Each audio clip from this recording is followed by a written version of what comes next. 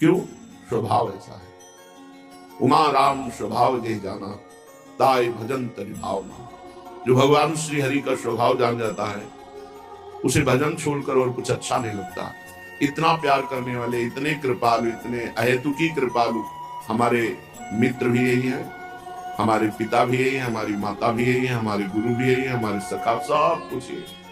तुमेव माता पिता तुमेव, तुमेव बंधुश्च सखा तुमेव, तुमेव विद्या द्रविणं तुमेव, तुमेव सर्वम मम देव। मेरे सब कुछ आप ही। ये बात आ जाए बहुत बड़ी बात है। इस बात के बीच में कोई बात ना आने पावे, अर्थात इस जगत में कोई अपना कहलाने वाला ना हो, केवल प्रभु हो तो जीत गए जगत को।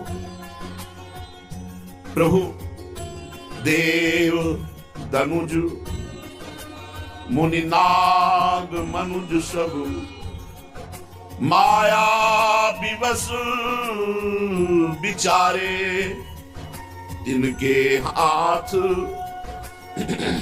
दास तुलसी।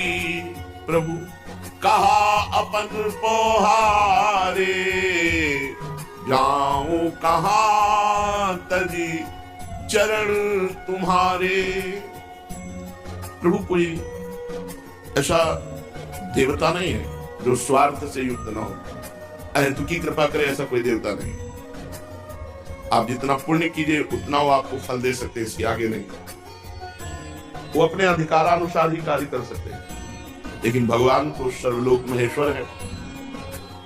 देव कोई देवता ऐसा, कोई धनुष, कोई दैत्य ऐसा कि अपनी तरफ से कृपा कर दे, कोई नाग, कोई मनुष्य, इनमें सामर्थ्य नहीं है तो क्या कृपा करें? इनकी कृपा से होगा ही क्या? कोई मनुष्य कहते हैं तुम्हारे ऊपर कृपा करते, क्या तुम कालातीत हो, तुम काल विजयी हो, तो हमें काल विजयी बना दोगे, तो हमें मृत्यु जन्म के चक्र से मुक्त कर दोगे, तो फिर किस बात के? क्या ना कोई देवता, ना कोई नाग, ना कोई मनुष्य, ना कोई मुनि। भगवान के प्रेमी भक्त और मुनि में बड़ा अंतर है। गोस्वामी जी कहे स्वार्थ लाग करे सब प्रीति, सुर नर मुनि सबकी हारी थी। और स्वार्थ रहित जग जग उपकारी, तुम तुम्हार सेवक असुरागी। ये दो ही हैं ऐसे जो स्वार्थ रहित थे, तो भगवान और भगवान के प्रेम में मगन हुआ प्रेमी भक्त। गोस्वामी जी कह रहे हैं प्रभु ये सब माया के आपके अधीन है, बेचारे क्या कृपा करेंगे? देवता, मनुष्य, नाग, पशु, पक्षी, मुनि, सब स्वयं बंधे हुए हैं, ये क्या हमको बंधन मुक्त करेंगे? इसलिए प्रभु ये तुलसीदास अपने को किसी और के हाथ में सौंप कर हंसी नहीं कराएगा, सिर्फ आपका। ये खास बात है, किसी और के हाथ में अपने को सौंप करके हंसी नहीं कराएगा, क्योंकि ये तो सब माया विवश हैं, बंधे हुए। ये क्या हमें मुक्त कर सकते हैं? मुक्त कर सकते हैं तो एकमात्र श्री भगवान श्री हरि। इसलिए जाऊं कहां तर चरण तुम्हारे, आपके चरणों को छोड़ करके मैं कहां जाऊं? जब हमने प्रभु के चरणों का आश्रय ले लिया है हमारी तरफ से, फिर आगे का सारा कार्य प्रभु स्वयं करते हैं, स्वयं करते हैं। हम प्रभु के आश्रित हैं, इसकी पहचान है कि हर समय हमारी चित्तवृत्ति प्रभु में लगी रहे, प्रभु का नाम चलता रहे, प्रभु का चिंतन चलता रहे, प्रभु का आश्रय रहे। श्रीपाद प्रबोधानंद जी महाराज कह रहे अभूत प्रथम में स्मर विषानल ज्वालया, मुधाकृत सुधाधरे किमपि दग्ध दग्धम मनः, समस्त मति मोहनो क्वणित किंकिणी नूपुरे, त्वमक्षि पक्षमागता तदनुधन्य वृंदावने। पहले तो हृदय काम भाव से जलता था, जब भजन शुरू किया तो जैसे दिन के ताप से तपे हुए पुरुष को रात्रि के चंद्रमा से शीतलता मिलती है, ऐसी हुई। पर जब वृंदावन आया और यहां नूपुरों की झंकार और बंशी नाद सुना तो और आग लग गई। संसार में था तो काम आदि वेदना कामाग्नि से झुलसा हुआ, जब भजन में लगा तो ऐसा लगा जैसे दिन के ताप से कोई चंद्रमा की शीतलता में आ जाए। और जब वृंदावन आया और भजन का प्रभाव प्रकट हुआ और नूपुर और बंसी ध्वनि सुनी तो हृदय में आग लग गई प्रेम की। ये असहनीय आनंद है, असहनीय आनंद। जैसे प्यासा आदमी है, बर्फ डाल के बढ़िया ठंडा पानी पिलाओ, अच्छा लगेगा, लेकिन बर्फ में लिटा दो, बर्फ में लिटा दो उसे कि बहुत गर्मी से आए हो, बहुत प्यास लगी है, बर्फ में लिटा दो तो क्या होगा? वो दुख का अनुभव करेगा, दुख का अनुभव। ऐसे इतना आनंद कि जो मैं ऐसा जानती प्रीति किए दुख होए, नगर ढिंढोरा पीटती यदि प्रीति न करियो कोई। आनंद की पीड़ा, आनंद की पीड़ा। श्री ध्रुवदास जी महाराज इसी अनुभव को कह रहे हैं कि प्रीति समान न और सुख, दुख हो अपार, मिलिबो सुख दुख बिछरिबो, यह कीनो निर्धार। प्रेम के समान कोई सुख नहीं है, अपार सुख, लेकिन दुख होता अपार। ये दुख जो है इसे कोई माया जनित दुख ना समझे, शरीर में पीड़ा है, परिस्थिति बहुत ऐसी है, स्थिति बहुत, ये दुख नहीं है, ये आनंद की पीड़ा है। ऐसी आनंद की उमगन असहनीय हो रही तो चिल्ला चिल्ला के रो रहा है। आनंद की अपार सुख असहनीय हो रहा है। क्या विरही को प्रभु का सानिध्य अनुभव नहीं होता? जिनको विरह कभी सेकंड 2 सेकंड का भी हुआ होगा वो समझ रहे होंगे। सामने प्रभु होते विरही के, कब मिलोगे? और सामने वो छाए हुए हैं, नेत्रों में उनकी झांकी छाई हुई है और उन्हीं से बात कर रहे, कब मिलोगे? जीवन की शाम होने जा रही, नाथ आप बड़े कृपाल हो, अब किसकी बाट जो रहे हो, कौन सी साधना की पूर्णता चाहते हो? वो प्रभु से बात करके रो रहा है, विकल हो रहा है। प्रीति समान न और सुख, दुखहु होता पार, मिलिबो सुख दुख बिछरिबो, यह कीनो निर्धार। ये सुख दुख प्राकृतिक नहीं है। मिलन में जो सुख का अनुभव होता है तो विरह में उससे बढ़कर सुख का अनुभव होता है। ये विरही समझ पाता है। मिलन की आकांक्षा में जो सुख होता है वो मिलन से भी बढ़कर होता है। मिलने के तड़पन में जो सुख होता है वो मिलन से भी बढ़कर होता है। विरही कांक्षी आपके लिए याद करके तड़प तड़प के रोने में जो सुख है, फिर जब उनके गले लग करके उस आनंद, उसका कैसे वर्णन हो सकता है?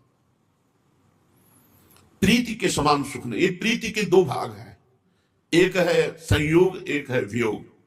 संयोग सुख, जितना भी योग सुख बढ़ा है उतना ही जोर का अनुभव होगा। जैसे द्वारिकाधीश महाराज के दर्शन दुर्योधन भी कर रहा है, लेकिन उसके हृदय में कभी 1 मिनट विरह नहीं जागृत हुआ प्रभु का, तो कोई सुख नहीं मिल रहा, कोई सुख नहीं मिल रहा। और तड़प रही हैं विदुरानी जी उनके विरह में, तो केवल सुना कि श्री कृष्ण आए हैं, तो शरीर शुद्ध नहीं है। जैसी स्थिति थी वैसी स्थिति में दरवाजा खोल दिया, होश ही नहीं। ऐसे प्रेम में डूबी हुई हैं, छिलके पवा रही, गुदा फेंक रहे। क्यों? हर समय भगवान के चिंतन में कब मिलेंगे, कब मिलेंगे, कब मिलेंगे। मथुरा के ब्राह्मण वेदज्ञ हैं, याज्ञिक हैं, बड़े धर्मात्मा हैं, लेकिन विरही नहीं हुए कभी 1 मिनट के लिए। लेकिन उनकी पत्नियां भगवान की चर्चा सुन सुनकर लालसा युक्त हो गई कि हाय हमारे समीप श्री कृष्ण हैं ब्रज में, कब हम भर नेत्र श्री कृष्ण को देखेंगे। तो जे भी सूचना मिली कोई रोके नहीं रुकी और सुंदर सुंदर भोग लेकर प्रभु श्री कृष्ण के सानिध्य का परम लाभ प्राप्त किया। ये जो प्रेम का सुख दुख है सच्चिदानंदमय है, ये प्राकृतिक सुख दुख नहीं है। ध्रुवदास जी कह रहे बिनु देखे तलफत रहे, क्यों पावे चित चैन, बदन रूप जलपान को प्यासे हैं 2 नैन। जिनके लिए हमने जीवन अर्पित किया, जिनको हमने अपना आराध्य देव प्राण प्रीतम माना, सबसे प्यारा माना, उसके बिना हम चैन से जी रहे हैं। इसका मतलब अभी रंग नहीं आया। अभी खान पान विश्राम हंसी मजाक इससे हमारा दिन कट रहा है, अभी रंग नहीं आया। रंग तो बिनु देखे तलफत रहे, क्यों पावे चित चैन, बदन रूप जलपान को प्यासे हैं दो नैन। दोनों नेत्र प्यासे हैं प्रियालाल के रूप रस का पान करने के लिए, तड़पते रहते रात दिन। उनका हृदय विकल रहता है, कब मिलोगे, कैसे मिलोगे, कोई उपाय नहीं, रोना आता है। निर्बल का बल रोना ही होता है। जब गोपीजन हर उपाय करके थक गई और प्रभु नहीं मिले, तब एक स्वर में रुदुस्वरम राजन कृष्ण दर्शन लालसा, सब एक स्वर में रो पड़ी। हारा हुआ प्रभु के मिलन की प्रबल लालसा वाला एक ही बल रह जाता है, रुदन, और उसी रुदन में भगवत साक्षात्कार होता है। बिन रोए किन पानिया प्रेम प्यारा भी, कबीरा हंसना छोड़ दे, रोने से कर प्रीति, बिन रोए किन पानिया प्रेम प्यारा मीत। बैरागी है नैन, कुछ अच्छा नहीं लगता। विरह कमंडल कर लिए बैरागी दो नैन, कहीं कुछ त्रिभुवन में कुछ देखने की इच्छा नहीं, हृदय में विराग नहीं है, नेत्र में रूप दर्शन की प्यास है। मांगत दरस मधु करी, यह है बैराग, दर्शन रूपी माधुकरी मांग रहे हैं। श्री ध्रुवदास जी महाराज के बदन रूप जलपान को प्यासे हैं दो नयन, दोनों नेत्र इतने प्यासे हैं कि कब प्रियालाल के रूप को देखूं। अब धीरे धीरे उसकी ऐसी स्थिति आ गई कि एक घड़ी भी कल्प के समान लग रही है। एक घड़ी समय व्यतीत करना, कोई तुम्हारा प्राण प्रिय आने वाला हो और तुम इंतजार कर रहे हो, फिर उस समय देखो, बार बार दरवाजे के पास जाना और घड़ी देखना, कोई मिला पूछ, कोई आ रहा है आपने देखा, ओ वो व्याकुलता, बस प्राण प्रिय होना चाहिए। अब सुनी एक घड़ी तो कल्पन की सम होत, तिही दुख लिखबे को कहूं, नहीं कागत नहीं दौत। कोई स्याही, कोई कलम, कोई कागज ऐसा नहीं है कुछ विरही के हृदय की पीड़ा को लिख सके, जिसका एक एक क्षण प्रभु के मिलन के लिए तड़प रहा है, हाहाकार कर रहा है हृदय। यहां कह रहे भगवत दर्शन कब होंगे, खान पान अच्छा लग रहा है, सोना अच्छा लग रहा है, हंसना अच्छा लग रहा है, जीना अच्छा लग रहा है, जब भार एक एक कल्प के समान एक एक घड़ी व्यतीत हो रही। ध्रुवदास जी के उसके हृदय में भगवत मिलन की कैसी पीड़ा है कि ना कोई स्याही है, ना कोई कलम है, ना कोई दवात है जिससे हम लिख सके कि उसके हृदय की कैसी पीड़ा है। कठिन पीर पिय विरह की, लगे प्रेम के बाल। प्रेमी की अंतिम दशा मृत्यु दशा होती है, असमर्थ, अब तो जीवन की शाम होने वाली, नहीं मिलेंगे, भारी व्याकुलता, भारी, तभी प्रभु का साक्षात्कार होता है। कठिन पीर पीर विरह की, लगे प्रेम के बाण। अब तो चाहत है चलो, रही न सकत ही प्राण। कोई आचार्य कृपा पात्र, मंत्रवेत्ता, निरंतर नाम जप करने वाला, उसी के हृदय में पावन प्रेम उदय होता है, और मंत्र बल से, नाम बल से उसका हृदय इतना मजबूत होता है कि उसके प्राण नहीं निकलते। नहीं तो ऐसी विरहाग्नि, ऐसा प्रेम बाण प्रभु का हृदय में लगता है कि जीना मुश्किल हो जाए। अब तो चाहत है चलो, रही न सकत ही प्राण, उसके प्राण व्याकुल हो जाते हैं। श्रीपाद करें, पहले तो काम आदि दोषों के ताप से हृदय जल रहा था, नाम जप किया तो ऐसी शांति मिली जैसे दिन के धूप से कोई तपा हुआ रात्रि की चंद्रमा में शीतलता में शांति प्राप्त करता है। पर जब वृंदावन आया तो नवीन आग लग गई, मेरे कानों में नूपुरों की धुनी और बंशी की धुनी पड़ी। अब तो हृदय व्याकुल है कि कब उनको देखूं, जिनकी नूपुरों की धुनी है, जिनकी वंशी ध्वनि, उनको कब देखूं। वो मेरे हैं, वो अपने हैं, और अपने होकर छुप रहे हैं, मेरे सामने नहीं आ रहे। क्या करूं, कहां जाऊं, कैसे, क्या। वो व्याकुलता। मुधाकृत सुधाधरे किमपि दग्ध दग्धम मना, अब तो जल रहा है मन, कठिन पीर विरह की। समस्त मति मोहन क्वणित किंकिणी नूपुर, ये वंशी ध्वनि, करधनी की ध्वनि, नूपुरों की ध्वनि ये हमें मोहित कर लिए। तुमक्षि प्रथमागता तदनु धन्य वृंदावने, अब तो मैं इस वृंदावन में अपने जीवन को समर्पित करता हूं। इसी वृंदावन के मार्ग में मैं अपने जीवन को अर्पित करके एक आकांक्षा करता हूं कि जिनकी नूपुरों की ध्वनि सुनी वो प्रियाजू, और जिनकी वंशी ध्वनि सुनी वो लाल जो हमारे नेत्र गोचर हों, मैं उनको देख पाऊं। जीवन मृत्यु लोक में बड़ा संकटपूर्ण है। कभी भी किसी भी क्षण कोई भी घटना घट सकती है, कोई भी अंग नष्ट हो सकता है, कोई भी शरीर नष्ट हो सकता है। इसलिए हर पल नाम न छूटने पाए। माया का कार्य है नाम विस्मरण कराना, वो चाहे वस्तु हो, चाहे व्यक्ति हो, चाहे कुछ भी हो। माया वही है जो भगवत विस्मरण करा दे, और भक्ति वही है जो भगवत स्मरण में रखे। भगवत स्मरण में रखे उसी का नाम भक्ति, जो भगवत विस्मरण करा दे उसी का नाम माया। चाहे वो कोई भी हो, जिसके संग से भजन छूटे वो माया, जिसके संग से भजन बने वो भक्ति। वो कोई भी हो, कोई वस्तु व्यक्ति स्थान कोई भी हो, जिस वस्तु व्यक्ति स्थान के संग से भजन छूटे वो माया, वो त्याज्य है। और जिसके संग से भजन बने वो भक्ति, वो ग्राह्य है, वो स्वीकार करना चाहिए। चलते हैं श्रीमद् भागवत महापुराण। प्रसंग चल रहा है समुद्र मंथन। भगवान अजित श्री हरि जब देखा कि समस्त देवता परास्त हो रहे हैं दैत्यों से, देवताओं ने प्रार्थना की ब्रह्मा जी से, ब्रह्मा जी महादेव समस्त देवता भगवान श्री हरि से। तब श्री हरि ने कहा इस समय गुरु शुक्राचार्य के प्रताप से दैत्य बलवान हैं, उनको देवता जीत नहीं सकते।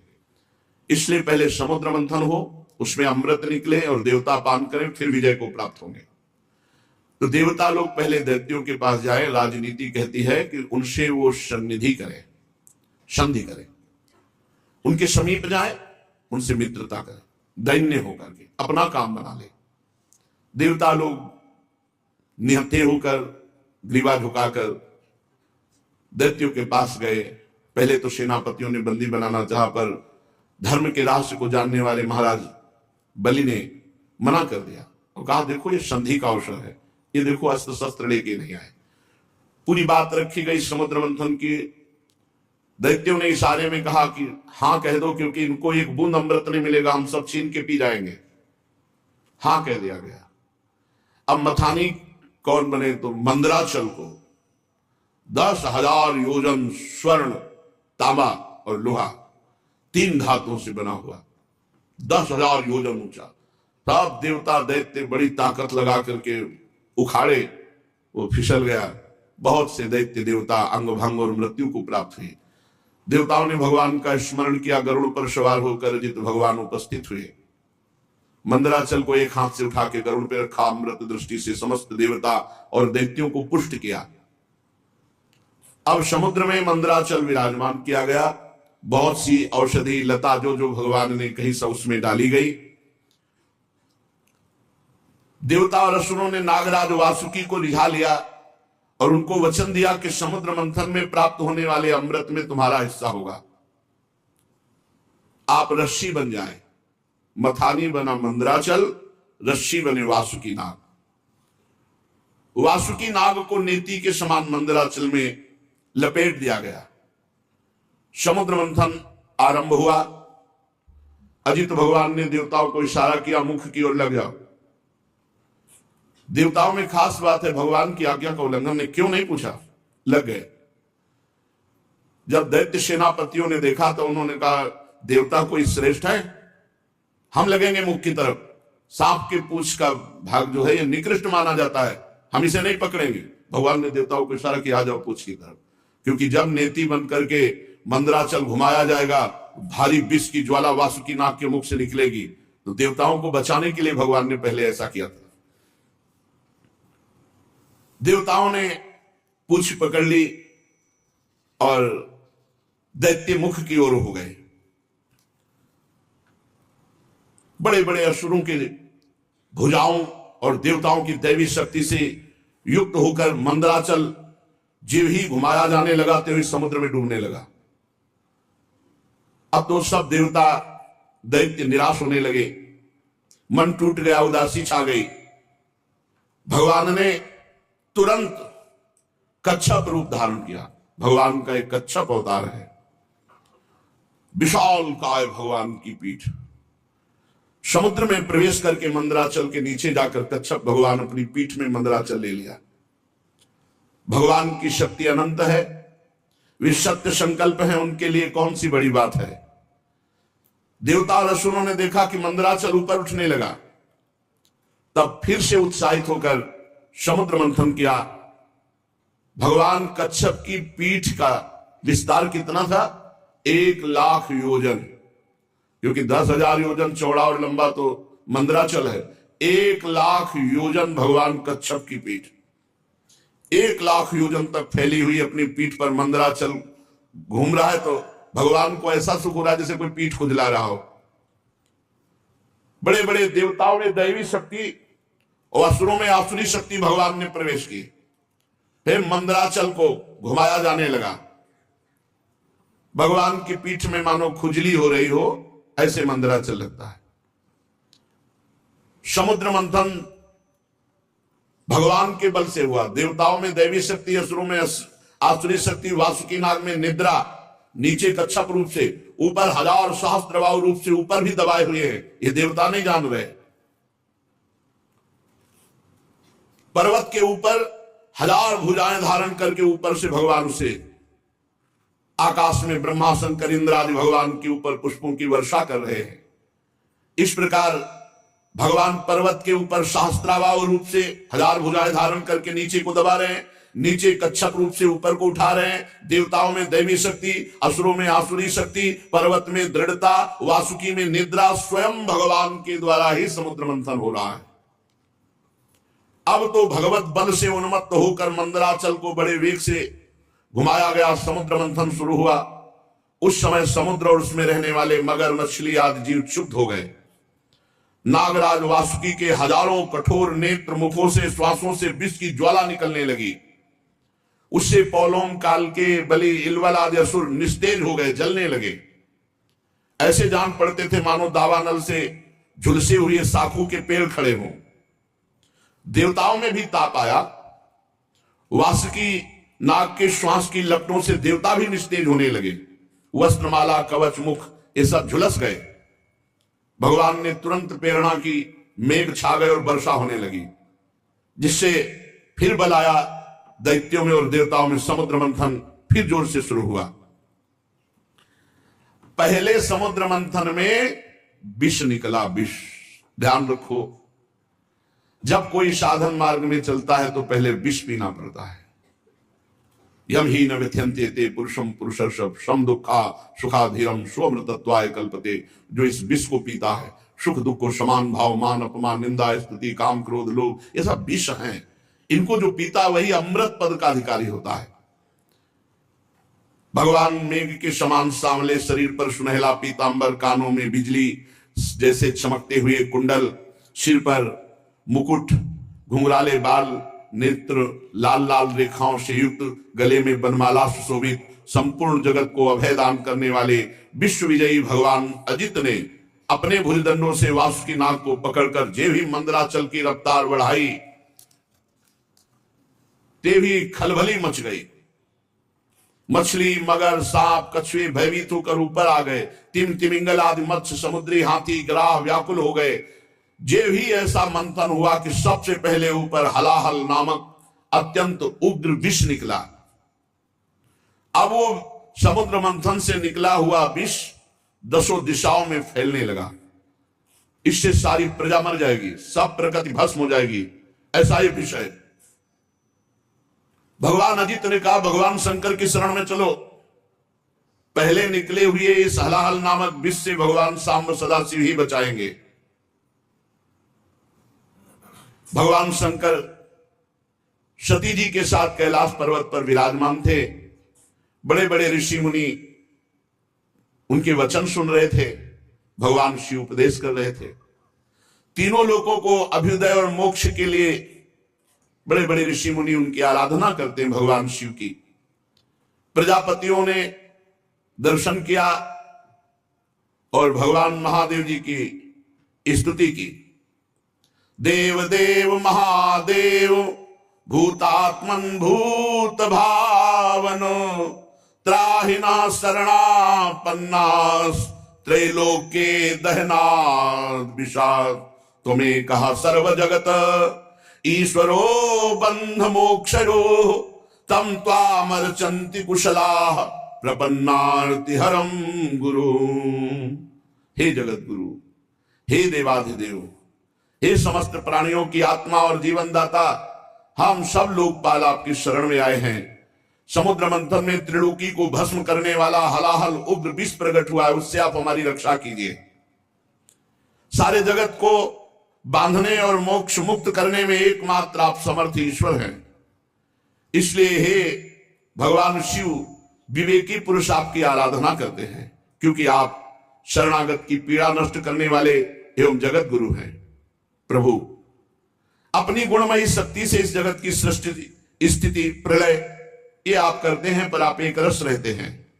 जितने भी देवता मनुष्य पशु पक्षी सत असत चराचर प्राणी हैं, सबके जीवन दाता देवाधिदेव आप ही हैं। आपके अतिरिक्त सृष्टि भी और कुछ नहीं, क्योंकि आप सबकी आत्मा हैं। हे सर्वदेव स्वरूप, आपका मुख अग्नि है, तीनों लोकों को अभ्युदय करने के लिए। हे शंकर, ये पृथ्वी आपका चरण कमल है।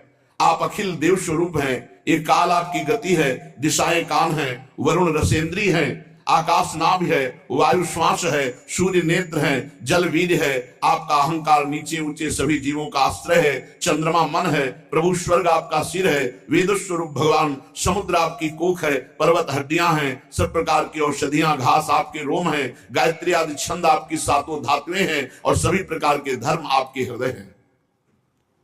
हे स्वामी, सद्योजात आदि 5 उपनिषद ही आपके तत्पुरुष अघोर, सद्योजात, वामदेव, ईशान नामक 5 मुख है।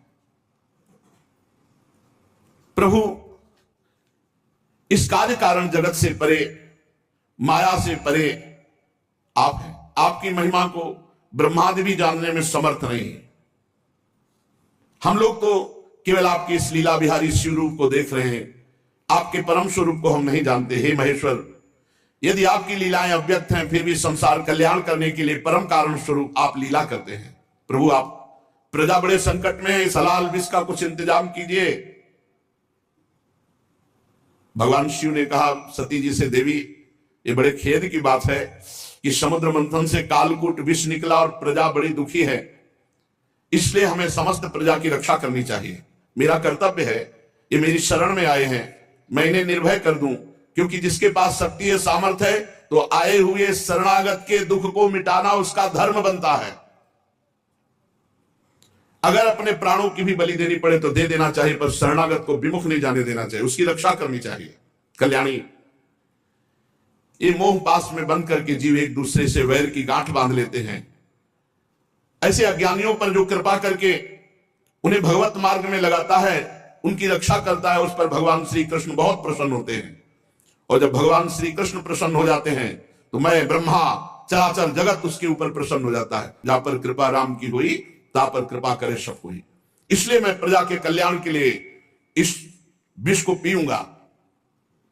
विश्व के जीवन दाता देवाधिदेव महादेव भगवान शंकर इस प्रकार सती देवी से कहकर विष को लेने के लिए तैयार हो गए। माताजी बड़ी कृपालु हैं और जानती है भगवान शिव के प्रभाव को। उन्होंने अनुमोदन किया, हां प्रभु, ऐसा ही करना चाहिए। भगवान शंकर ऐसे करके आकर्षण किया और पूरे समुद्र मंथन से निकले हुए विष को अपने हाथ में ले लिया और उसको पी गए। पीकर हृदय में नहीं जाने दिया, ये गले में रोक लिया। पूरा श्याम गौरवर्ण का गला, पूरा श्याम वर्ण का, इसीलिए भगवान का एक नाम पड़ा नीलकंठ। भगवान शंकर का वो भूषण हो गया नीलकंठ। देवादिदेव भगवान शंकर सबकी कामना पूर्ण करने वाले हैं। उनका एक कल्याणकारी अद्भुत कर्म सुनकर दक्ष कन्या सती ब्रह्मा जी भगवान श्री हरि बहुत उनकी स्तुति की, प्रशंसा की। जब भगवान शंकर विष पान कर रहे थे तो एक दो बूंद विष टपक गया, उसी से जितने भी विषैले जीव जंतु, विषैली औषधियां हैं, वो सब एक दो बूंद टपक गया उससे हैं। पूरी सृष्टि में इतना विष है, वो एक दो बूंद से पूरा विश्व भस्म कर देता त्रिलोकी को। महादेव जी गले में आज भी रोके भी है। भगवान शंकर ने विष पी लिया तो समस्या का समाधान हो गया। देवता और असुर बड़ी प्रसन्नता से समुद्र मंथन करने लगे। फिर समुद्र मंथन से कामधेनु प्रकट हुई। कामधेनु समस्त कामनाओं को पूर्ण करने वाली है। भगवान इशारा जिसे देते वही उसे स्वीकार करता। भगवान ने देवताओं को इशारा किया, कामधेनु देवताओं ने ले ली, जो ऋषियों के अग्निहोत्र के काम में आएगी। ब्रह्मलोक तक यज्ञ के उपयोगी पवित्र घी दूध आदि पहुंचाने के लिए ब्रह्मवादी ऋषियों को देवताओं ने कामधेनु प्रदान की। इसके बाद उच्चैश्रवा नामक घोड़ा निकला, उसे महाराज दैत्याधिपति बलि जी को दिया गया। वो चंद्रमा के समान श्वेत वर्ण का। इंद्र ललचा तो गए पर भगवान ने रोक दिया। महाराज बलि को उच्चैश्रवा मिला। तदनंतर थोड़ी ही देर बाद समुद्र मंथन के ऐरावत नामक हाथी निकला। बड़े बड़े चार दांत, उज्जवल गोरे वर्ण का, कैलाश के समान। देवराज इंद्र को दिया गया ऐरावत हाथी। फिर कौस्तुभ मणि समुद्र मंथन से निकली। देवता और दैत्य दोनों ने मिलकर वो मणि भगवान श्री हरि को पहनाई, जो बक्षा स्थल में कौस्तुभ मणि विराजमान है, उस समुद्र मंथन से प्रकट हुई।